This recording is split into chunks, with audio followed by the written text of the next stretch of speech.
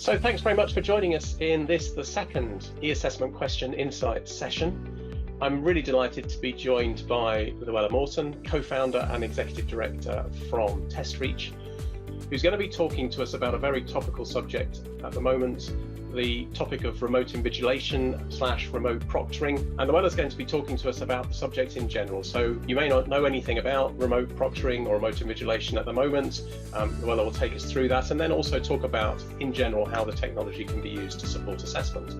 So Louella, thanks very much for joining us. Real pleasure to have you here with us today. Thanks very much, Matt. So today I'm really going to be talking about the real and perceived barriers to remote proctoring and giving a kind of introduction to what is remote proctoring.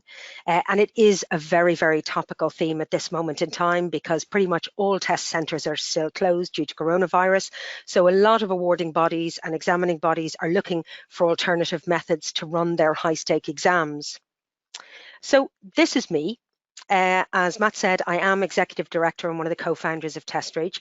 And TestReach is a piece of software that allows you to set up and roll out exams. And you can turn on remote proctoring or remote invigilation for those exams. And I guess we're running exams across all four corners of the globe. So it's based on that I have a lot of experience in this area in terms of what to look out for, in terms of different kinds of rollouts. And that's the basis on which I really wanted to share that information today. The first thing I just want to clarify is terminology. So we have these terms, remote invigilation, remote proctoring. What do they all mean? Well, the answer is that they all mean the same thing. And pretty much remote invigilation is something that's used more as an Anglo term, and proctoring is something that's used more as an American term. But they are used very intermittently at this point in time. Now, essentially, they all boil down to the same thing. You are talking about recreating exam hall conditions, but all the supervision is carried out remotely. So candidates don't have to present to a test centre. Instead of presenting at that test centre, they can take their exam from any location. So what does a candidate need? They just need internet connectivity and a computer. And at the time of the exam, what they do is connect to a remote supervisor. So what exactly does the candidate need? Well, it's very simple. A standard desktop or laptop is absolutely fine. Typically, remotely invigilated exams are not run on handheld devices, and there's a very simple reason for that, in that if I have a phone in my hand, I am moving all the time. So it's impossible or nearly impossible for a supervisor to really get a clear video signal that's coming through that's steady. So typically it's a standard desktop or laptop. And also you have to remember that if you have very small real estate on your screen, it's not ideal to be taking a high-stake exam in a very, very small screen.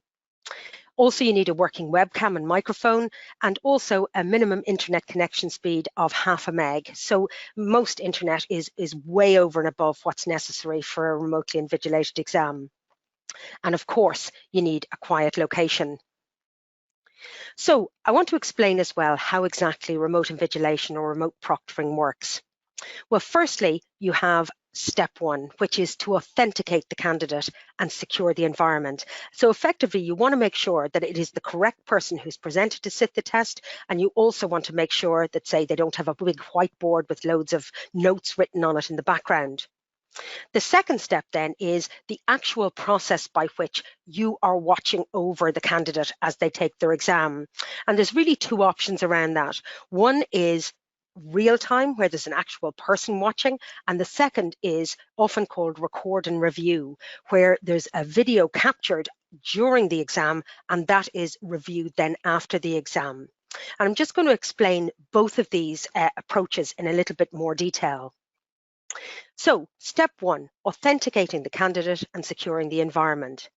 Well, by far the most common approach taken at this point in time is to have a live supervisor where they are asking the candidate to hold up official photo ID to the camera. Now that could be a passport, it could be an ID card, it could be whatever you as the examining body have said is appropriate or that you will accept. Now, typically, the supervisor, if it's a live person, will do a visual comparison. They look at the clear video feed of the person and they look at the ID and determine, is there a match? Often you will see kind of technologies at play in this space as well.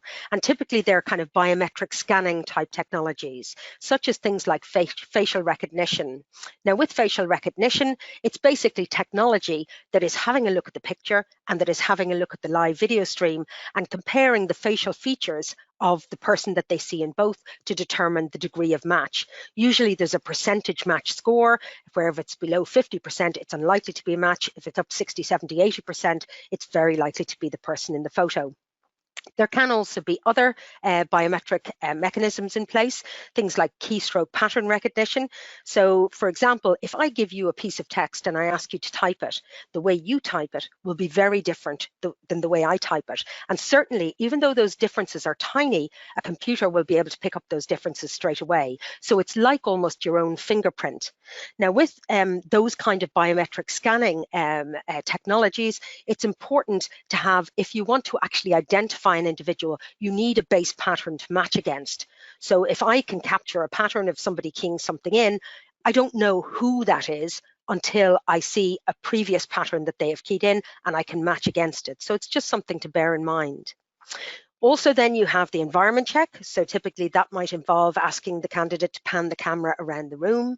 There could be things like asking them to pull up their sleeves to check for, say, smartwatches, and a few other steps like that to make sure everything is as it should be. Next, then, we have the second step. And I'm going to investigate option 1 as a first step. So this is really where you're actually supervising the candidate who is taking the exam. Now, at this point in time, you have the candidate and you can have human supervisors monitoring the candidates. And typically that's done via video, audio, and remote screen share. So you can see the candidate, you can hear the candidate, and you can also see their screen. Now, there may be automated mechanisms for detection at play in this step as well. For example, there could be technologies that assist the human being.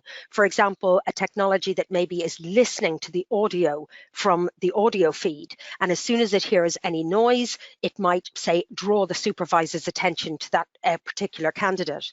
Or say, for example, it could be motion detection type technologies, where when it sees something in a video feed that's outside the way it's been calibrated, it might flag up that there's a potential problem here. So it really is a case of a human being and potentially assistive technologies that detect and trigger the attention of the supervisor. Now, in this space, there is also a lot of talk about AI. And certainly if you're looking for a remotely invigilated solution, you will hear vendors talking about AI. And I just want to mention it because it is something that there is a little bit of maybe some sales speak going on. When you think about AI, you have to really look at a good example is this picture here in your screen. This is a classic example of the muffin versus the chihuahua picture. Now, if I ask a 3-year-old child to look at these pictures and pick out the chihuahuas, instantaneously they will tell you which is a chihuahua and which is a muffin. But if you ask a computer to do this, it's a very, very different story. And just to give you an idea of how different it actually is, there are some of the biggest computer companies in the world have got basically the ability to have an API where you can have vision and image recognition service. So what that basically means is that if you have an image, you can send it to one of these big systems, and you can see there's huge names: Microsoft, Google, Amazon, IBM, Watson. They are the biggest and most powerful processing powers in the world. And you can send your image to those APIs, which is like just a link you can send your image to. And for a fraction of a cent, they will come back with basically feedback on what's in your picture. Now, if you submit the chihuahua and the muffin picture to these systems, on average, you're going to get 60 to 70% accuracy on that chihuahua versus muffin picture, which is pretty abysmal, even when compared to a 3 or 4-year-old. Now, that is a flat image. If you start asking a computer to actually look at video footage, it is exponentially more complex. So at this point in time, real artificial intelligence just is not there. it is not able, computers are not able to detect if somebody is cheating or not. Now, it will come in time, but at this moment in time, it isn't there as AI as such. And to just be aware of the fact that AI in remote invigilation is more of an initial stage work in progress. And really, it's more of a factor to help humans in making decisions, as opposed to, you know, what the Hollywood producers would have you believe, that there's machines that are able to tell better than humans whether or not people are cheating. So it is just something to be aware of, because it is a very common term at the moment. Now, coming back to what I was talking about originally, you have the second option, which is reviewing after the event. So this is often called record and review, and effectively there's a recording made and it is reviewed after the exam. Now, it can be people reviewing, maybe high-speed footage of the actual review, so they're looking for kind of movements or whatever, or you can have random samples maybe taken. So, for example, it could be every 10th recording is reviewed or every 50th. It really varies, and the price point varies accordingly. Also, technology can be used again in this step to enhance the detection. So the technology can be used to review the footage, and then exceptions can be checked by a human. So it can be automated to some degree. Now, in terms of if you compare these two most common approaches, so you have the live people on one side and then you have the record and review, there are a few key differences. So probably the most important is that with live people invigilating an exam in real time, you have immediate intervention. So a good example, one of the candidates is transcribing the questions. Obviously, if a live proctor sees that, they will immediately intervene and the transcribing process will be stopped. If you have record and review, that doesn't get stopped immediately and you'll only find out after the event. The other very important thing is that with the live approach, you do get the option to further investigate. So if I see somebody continually looking to the left, I can immediately ask them to maybe to pan the camera around to the left-hand side, or I may ask them, what are they looking at?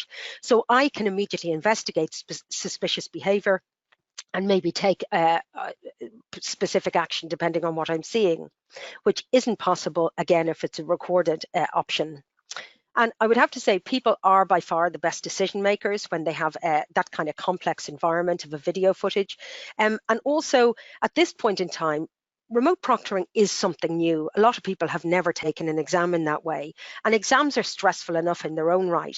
So when it comes to remote proctoring, in general, candidates really like having a person at the other end of the line that they can just sanity check things with, or even to remember what their email address. It is important. Now, with record and review, obviously you don't have that intervention in real time and you can't investigate the issue, but a big benefit is the fact that it is lower cost, and that can make it very suitable for certain applications. Now, obviously, it is typically more suited to lower stake applications and lower stake exams. And certainly, based on our experience, a lot of the regulators wouldn't be open to a kind of record and review approach. But again, it's horses for courses, so it depends on what your application is for the assessment. Just looking at the technology now, it is important to look at how exactly is remote proctoring actually implemented from a technology perspective. And there's really three options when it comes to systems. The first is an all-in-one system. And I confess here, that's what TestReach is. We have the ability to set up an assessment, and then you can just turn on remote invigilation if you want it remotely proctored. The second option then is you can have an integrated solution. So this can be very useful if you already have an assessment solution and you don't want the expense of just getting rid of that or transporting everything to a new system. You can then just buy a bolt-on proctoring system, which effectively sits beside or on top of your assessment solution, and there's basically two systems side by side. The third option is then a proctoring solution where you have it embedded within an assessment solution. So you can have an assessment solution, and then there's a third-party piece of technology that's invisibly embedded, if you like, within the solution. So it is important to understand the different approaches from a technical perspective, because there's a few considerations around that. So the first is, obviously, with the technology, is the process simple for a candidate? Because if it's not simple, your candidates are going to be tripped up.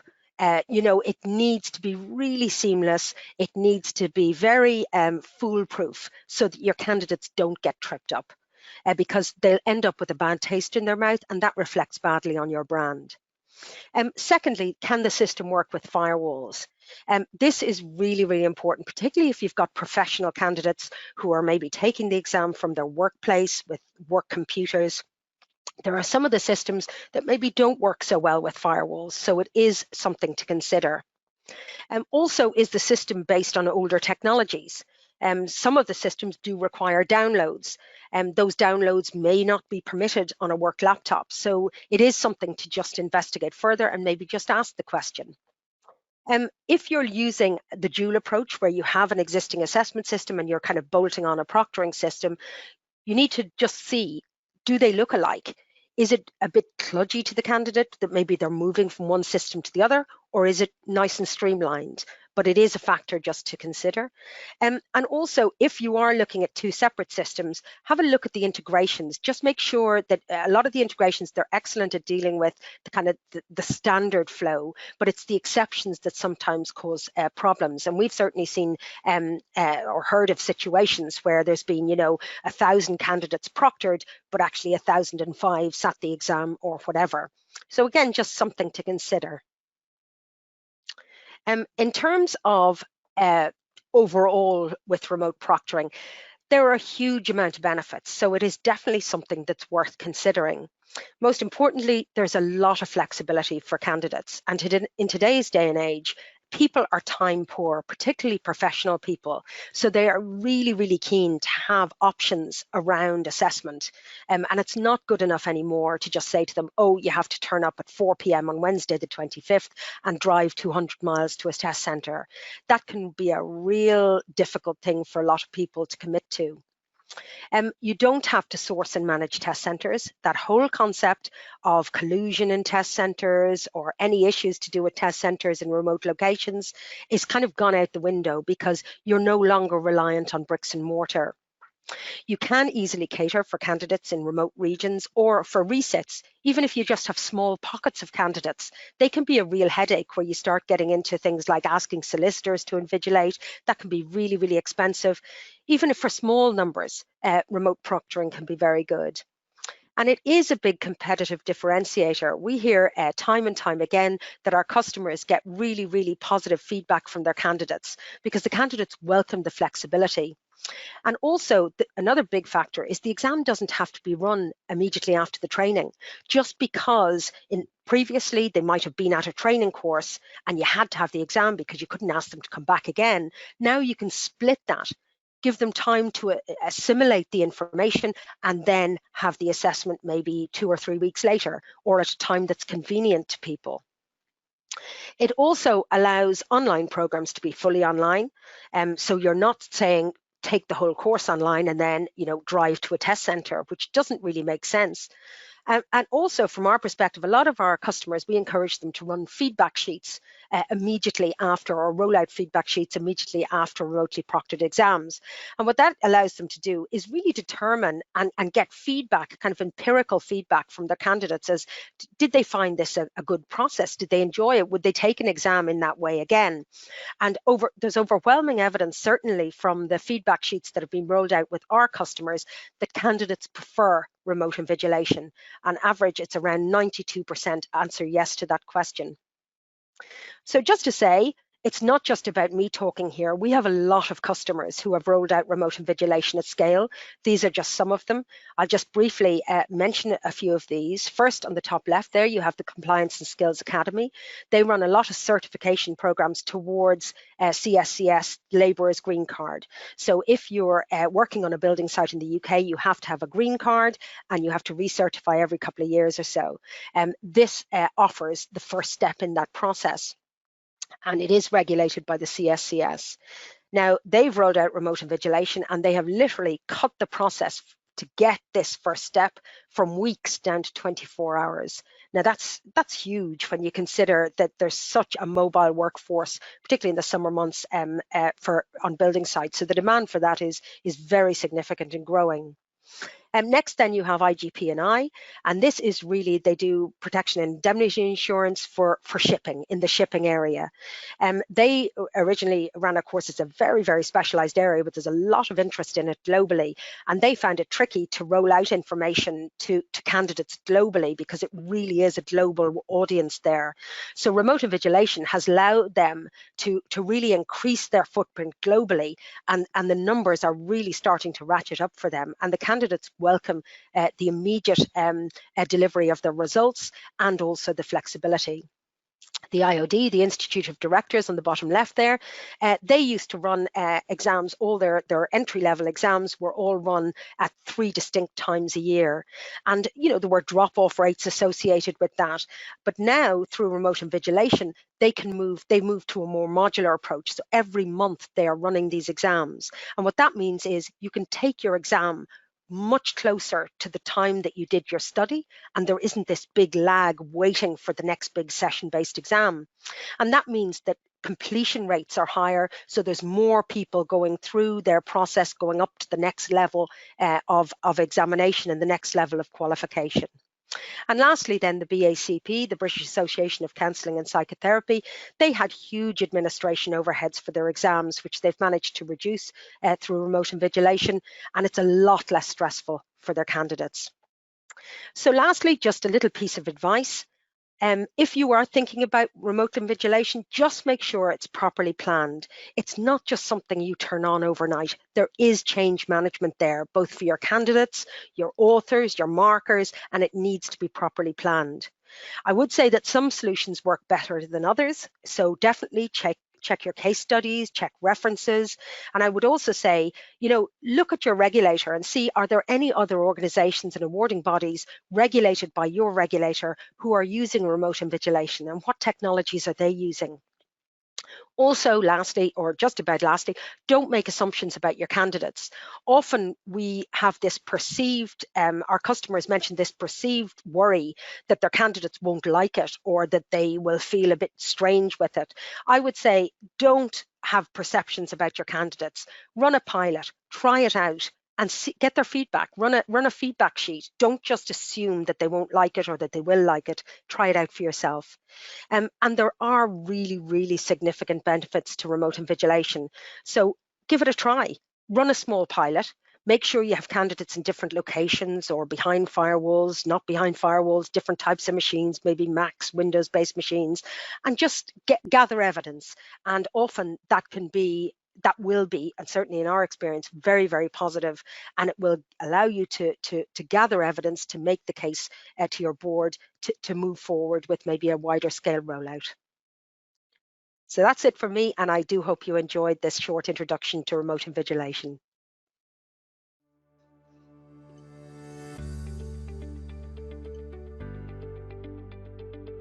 So Louella, thank you very much. That was a really insightful and informative overview of Remote Invigilation, which I know a lot of the audience will find really helpful, particularly at the moment with the topical challenges of the current pandemic situation.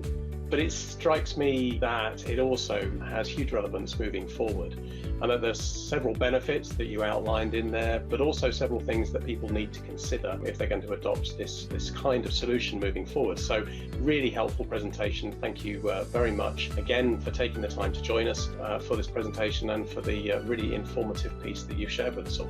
Thank you very much indeed. It was lovely being here. And just a quick reminder that Louella will be available immediately after this presentation in a live Twitter chat to answer any questions that you have for her. To join the conversation, just use the hashtag #eassess20 as shown on the screen. And as I say, I'm sure Louella will do her best to answer any questions that you have about her presentation. And then just before we go, a reminder that we have our third and final e-assessment session coming up next Thursday, the 18th of June at 2 p.m. when Anya Cesarica, Strategic Relations Manager at Inspira Assessment, is going to talk about the impact the pandemic has had on the student experience of digital exams in higher education. Another topical subject, and one that I'm sure will appeal to many people. And then of course on Tuesday the 23rd of June at 11 a.m, we see the start of the full virtual conference, And full details of the programme and how to register for the conference are available on the conference website shown at the bottom of the screen. And if any of you missed David McVeigh's case study presentation last week on the process of transforming Egypt's exam system from pen and paper to online, his presentation is now available as a recording within the Insights Sessions section of the conference website. So thanks again everybody for joining us for this really interesting e-assessment insight session with Louella Morton from TestReach. I hope you enjoyed today's presentation, and I really look forward to welcoming you to our third and final pre-conference insight presentation next Thursday at 2 p.m, and then of course to the full conference at 11 a.m. on Tuesday the 23rd of June.